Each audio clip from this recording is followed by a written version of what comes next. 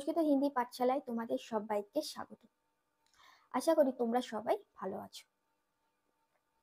তো বন্ধুরা, আমরা বাংলা ভাষা যেমন জানি সেরকম বাংলা ভাষায় বাংলার যে ব্যাকরণ পাঠ আছে সেটাও আমরা জানি। সংস্কৃত ভাষাও যেরকম জানি সেরকম আমাদের সংস্কৃত ব্যাকরণ সম্পর্কেও জানতে হয়, এবং সেরকমই ইংলিশ ভাষাও আমরা যেরকম জানি সেরকম তার সাথে আমরা ইংলিশ গ্রামারও জেনেছি। তাহলে কথা হলো যে আমাদের যদি নতুন কোনো ভাষা শিখতে হয় তাহলে সেই ভাষার ব্যাকরণ আমাদেরকে অবশ্যই জানতে হবে। তো আজকে আমি সেই ব্যাকরণের কিছু তথ্য নিয়ে আলোচনা করব, এবং সেটা হচ্ছে হিন্দি ভাষা তো আমরা অনেকেই শিখতে চাই, এবং সেই জন্য আমাদেরকে হিন্দি ভাষা শেখার পাশাপাশি হিন্দি ব্যাকরণ যে পাঠটা আছে সেটাকেও আমাদের অনেকটা আয়ত্ত করে ফেলতে হবে। হিন্দি ব্যাকরণ পাঠটা যদি আমরা আয়ত্ত না করতে পারি তাহলে কিন্তু হিন্দি ভাষাটা আমরা পুরোপুরি আয়ত্ত করতে পারবো না। এবং আজকে আমি যে তথ্যগুলো দেব সেগুলো খুবই সোজা এবং সামান্য তথ্য, সেজন্য অনেকেই ভাবতে পারে যে এগুলো কোনো আলাদা করে জানানোর বিষয় নয়। কিন্তু আমরা ভুল কিন্তু এ জায়গায় করি যে যত সোজা জিনিস হোক আমরা সেখানে গুরুত্ব দেই না। ফলে আমাদের কি হয়, যখন আমরা সেই সোজা জিনিসের ওপরে কোনো কিছু করতে যাই তখনই কিন্তু আর সেই জিনিসটা করতে পারি না, কারণ আমরা গুরুত্ব দেই না বলে, সোজা বলে আমরা সহজে এড়িয়ে যাই।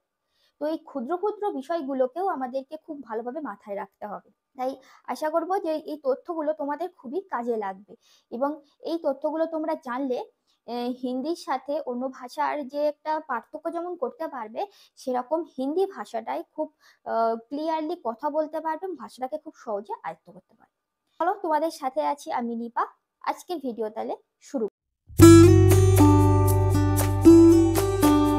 বাংলা ব্যাকরণে বলো বা সংস্কৃত ব্যাকরণ যাই বলি না কেন, ব্যাকরণের মধ্যে আমরা জানি যে ব্যাকরণ বলতে কি থাকে, কারক, বিভক্তি, সন্ধি, সমাস, এরকম বিভিন্ন ধরনের ব্যাকরণগত পাঠ থাকে।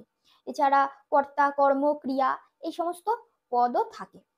তো হিন্দিতেও ঠিক সেম এরকম অনেক পদ রয়েছে, এবং সেগুলো বাংলার সাথে কিছু পার্থক্য আমরা পেয়েছি।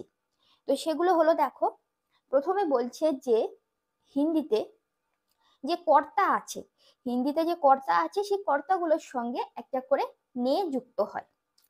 হিন্দিতে কর্তার সঙ্গে নে যুক্ত হয়। তার মানে আমরা যখন বাংলায় বলি যে আমি লিখছি, বা রাম লিখছে, বা হচ্ছে যে কোনো ব্যক্তির নামই দিয়ে সে লিখছে, পড়ছে, খাচ্ছে, যাই করছে, কিন্তু সেগুলো আমরা কি বলছি, সেই নাম বলছি, বা আমি, তুমি, সে এরকমই বলছি। কিন্তু হিন্দিতে যখন আমরা বলবো তার সঙ্গে একটা করে নে যুক্ত করব। যেমন দেখো, আমি দেখেছি, এটা আমরা বাংলায় সিম্পল বললাম, এটাকে যখন হিন্দিতে কনভার্ট করবো তখন কি বলবো, मैंने दिखा। তাহলে কি বলছি, যে मैंने, এখানে একটা নে যুক্ত করেছি। ময়জাফালা আকার অন্তস্থ কি হচ্ছে, ময়জাফালা আকার অন্তস্থ, এই যে मैं আর ने, দিখা, मैंने दिखा, সেটাকে আমরা একসঙ্গে লিখে দিচ্ছি ময় ঐকার দন্তন্নয় একার। আমি হিন্দিতে উচ্চারণ এর আগে একটা ভিডিওতে আলোচনা করেছি যে হিন্দিতে উচ্চারণ কেমন হয়, তো সেখানে আমরা বলেছি যে ঐকার থাকলে কিন্তু মই বলে উচ্চারণ হবে না, তখন কিন্তু উচ্চারণটা এ উচ্চারণ হবে, সেই জন্য ময় ঐকার আছে বলে ম্যায় হলো, আর তার সাথে নিয়ে যুক্ত मैंने दिखा। নেক্সট দেখো, তুমি লিখেছো, এটা কি হবে তাহলে, তুমনে লেখা, তাহলে তুম হচ্ছে, তুমি হচ্ছে, এটা একটা কর্তা হলো, কিন্তু আমরা দেখেছি যে কর্তার সাথে একটা করে নে যুক্ত হয়, তাহলে তুমনে, তয়স্যু ম দন্তনায়িকা, তুমনে লেখা। নেক্সট দেখো, কিশোর পড়ছে, কিশোর একজন ব্যক্তির নাম, একজন বালকের নাম, তো বলা হচ্ছে কিশোর পড়ছে, তাহলে কি হবে, তাহলে কর্তার সাথে আমরা একটা করে নে যুক্ত করবো, তাহলে কি হবে, কিশোর নে পাড়া, কয়হস্যি তালবস্যয়কার র, কিশোর, তার সাথে নে যুক্ত করলাম, আর পাড়া, পড়ছে, প ঢয় শূন্য একার, পাড়া, কিশোর নে পাড়া। নেক্সট নিয়ম দেখো, বলছে যে বাংলায় র আর এর বিভক্তি স্থানে হিন্দিতে কা, কে আর কি ব্যবহৃত হয়। এটা কয় আকার, কয় একার আর কয় দীর্ঘী, এটা ব্যবহৃত হয়। তার মানে র বা এর বিভক্তি মানে আমরা বুঝতে পারছি যে বাংলায় র বা এর বিভক্তি কোথায় থাকে, আমরা জেনেছি যে ষষ্ঠী বিভক্তি যেখানে, ষষ্ঠী সম্বন্ধ পদ যেখানে বলা হয় সেখানে র বা এর বিভক্তি থাকে। তাহলে সেই সমস্ত বাক্যগুলোতে আমরা হিন্দিতে বলার সময় কি যুক্ত করব, কা, কে বা কি যুক্ত করব। যেমন হচ্ছে দেখো রামের খেলনা, রামের খেলনা আমরা বলছি রামের, এখানে ময় র বলছি, কিন্তু এটা যখন হিন্দিতে কনভার্ট করব তখন বলবো রাম কা খিলোনা, রাম কা খিলোনা, রাম কা খিলোনা। নেক্সট হচ্ছে সীতার বই, সীতার বই বলছি এখানেও র আছে, কিন্তু আমরা যখন হিন্দিতে বলবো তখন বলবো সীতা কি কিতাব, সীতা কি কিতাব, সীতা কি কিতাব।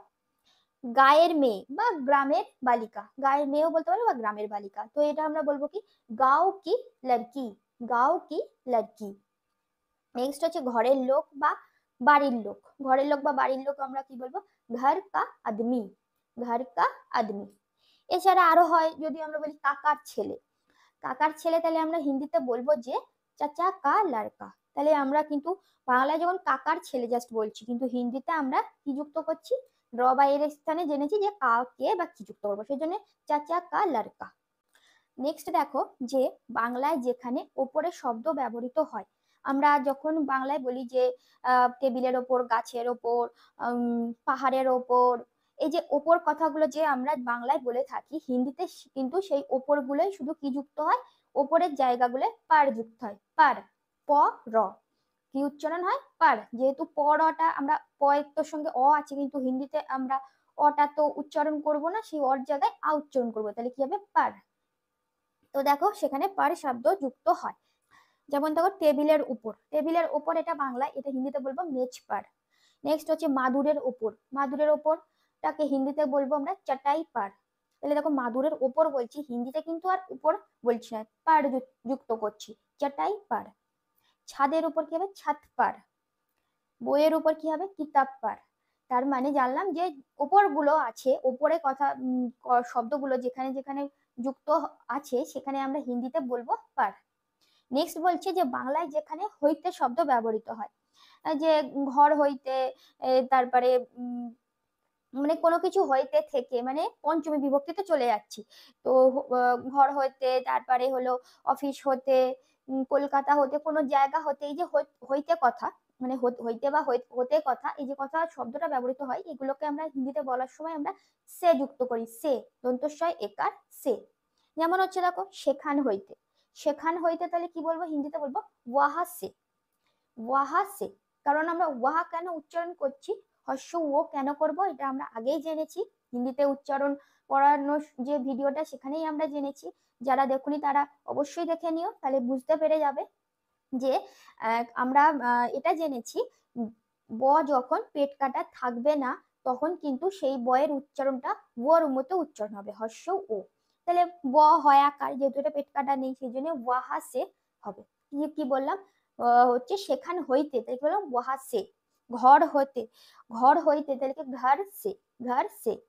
কলিকাতা হইতে তাহলে কি হবে কলকাতা সে। কলিকাতাটা আমরা যখন হিন্দিতে উচ্চারণ করব, এই কলকাতা এই লাস্টে যে তয়াকার ওখানে আমরা তয় তয় করি, আর সেই জন্য জোরে উচ্চারণ করব কলকাতা, এই যে কাত্তা বলছি তাই কলকাতা সে।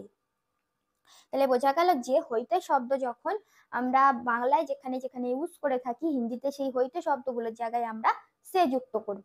যেমন হচ্ছে ঘর সে, কলকাতা সে, বাহার সে, বাহার সে ও আয়ে, এই যে কথাগুলো বলি সেরকম।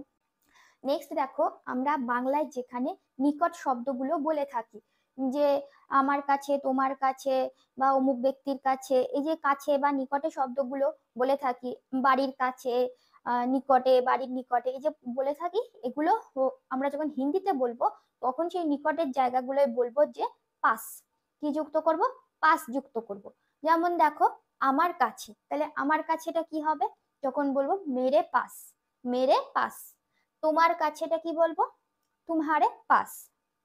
শ্যামের কাছে বা নিকটে, কাছে আর নিকটে দুটোই একই অর্থ, তো শ্যামের কাছে আর নিকটে কি বলবো শ্যামকে পাস, শ্যামের কাছে নিকটে শ্যামকে পাস। এই এখানে একটু আগেই আমরা কিন্তু জেনেছি যে বাংলায় র আর এর বিভক্তির জায়গায় আমরা কা কে আর কি যুক্ত করি, তাহলে এখানেও দেখো আমরা ঠিক সেটাই যুক্ত করেছি। শ্যামের কাছে যখন আমরা বলছি, যখন আমার কাছে মেরে পাস বললাম, তোমারে পাস বললাম, তো শ্যামের কাছে যখন বলছি তাহলে কি হচ্ছে তখন শ্যামকে পাস। শ্যাম কে পাস। নেক্সট বলছে যে বাংলায় যেখানে আমরা তে বা এ বিভক্তি যুক্ত করি, তার মানে তে বা এ বিভক্তি বলতে অধিকরণ কাল, সপ্তমী বিভক্তিতে চলে যাচ্ছে। তো সেখানে যখন আমরা হিন্দিতে বলবো সেই জায়গাগুলো, সেখানে বলার সময় আমরা কি যুক্ত করব? মে যুক্ত করব, মে। যেমন হচ্ছে দেখো ঘরেতে, তার মানে ঘরের মধ্যে বা ঘরেতে বোঝাচ্ছে, মানে ঘরের মধ্যে আছে, তখন আমরা বলবো ঘর মে, ঘর মে। বাইরে, বাইরেটা কি বলবো? বাহার মে। কলেজে, কলেজটা কি বলবো? কলেজ মে। বাজারে, বাজারটা কি বলবো? বাজার মে। অফিসে কি বলবো? অফিস মে। আর মেলাতে কি বলবো? মেলে মে। যখন এই বাক্য এরকম আসবে যে মেলায় আমরা ঘুরতে যাব, তখন কি হবে? মেলে মে হাম যায়েঙ্গে। তাহলে বোঝা গেল যে আমরা যেখানে যেখানে বাংলায় তে এ বিভক্তি গুলো বসাই, সেখানে কিন্তু হিন্দিতে বলার সময় মে যুক্ত করবো। তো আশা করি তোমাদের এই ভিডিওটা অবশ্যই কাজে লাগবে, কারণ এই ভিডিওটা তোমাদেরকে হিন্দিতে আরো ভালোভাবে কথা বলার সুযোগ করে দেবে। কারণ আমরা জানতে পারছি যে হিন্দিতে আমরা যখন কথা আমরা অনেকেই কিভাবে শিখে যাই, টিভিতে কার্টুন দেখতে দেখতে বা হিন্দি কোনো সিরিয়াল নাটক এসব দেখতে দেখতে আমরা সেখানে কথা শিখি একটু একটু করে। কিন্তু তার মধ্যেও আমাদের এটা জানা দরকার কখন কোনটা ব্যবহৃত করব, কারণ কোনটা কখন ব্যবহৃত হবে এটা একবার আমরা যদি জানতে পারি, আর তারপরে আমরা যখন সিরিয়াল বা দেখি বা মুভি দেখি, যাই দেখি না কেন, তখন আমরা একটা কম্পেয়ার করতে পারবো, যার ফলে আমাদের হিন্দিটা শিখতে আরো বেশি সহজ হবে। তো আজকে ভিডিওটা কেমন লাগলো অবশ্যই তোমরা কমেন্ট বক্সে জানিও। তোমাদের যদি আর কোনো বিষয়ে জানতে ইচ্ছা হয় তাহলে অবশ্যই আমাকে জানাবে। পরবর্তী ভিডিওতে আমরা নতুন কোনো বিষয় নিয়ে আলোচনা করব। তোমরা সবাই ভালো থাকবে। ধন্যবাদ।